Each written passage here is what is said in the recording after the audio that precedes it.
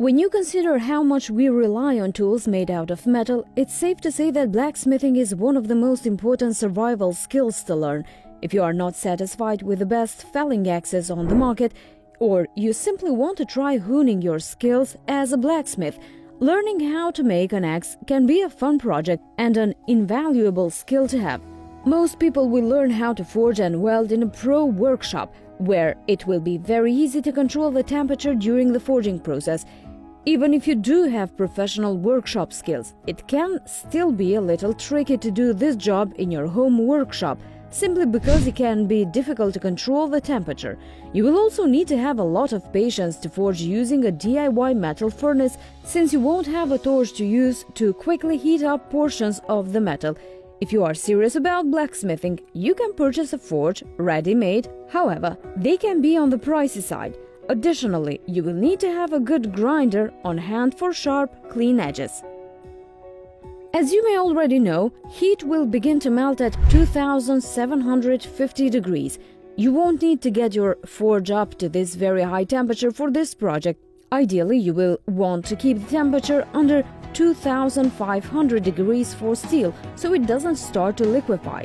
When forging your axe, you don't have to use steel. You can use other types of metal, such as ones that begin to melt at a lower temperature. As an example, aluminum will begin to melt at around 1200 degrees. This type of material isn't going to be nearly as tough as steel though.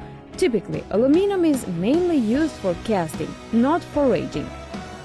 Purchase a pair of strong tongs or grips to hold the metal you will be foraging into an axe.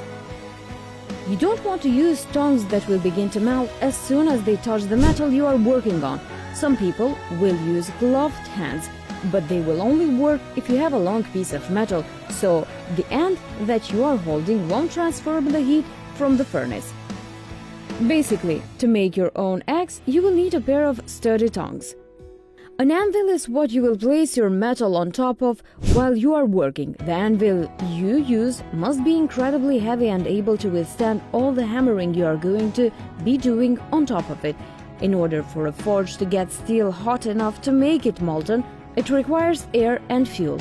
A modern forge will use gas. However, you can use charcoal or even coal for a DIY forge. However, controlling the heat won't be as simple. This is basically just a tough round basin that can hold hot coals. You can make the basin out of a variety of supplies you have around the workshop, including an old, unused barbecue. Keep in mind, you will need to drill some holes through the basin for airflow. You will need to insert a pipe into the bottom of the forge to allow the ash to fall out. You will also need some mesh wire that you can place over the ash drainage pipe, preventing the coal from falling out. Thanks for watching. Until next time.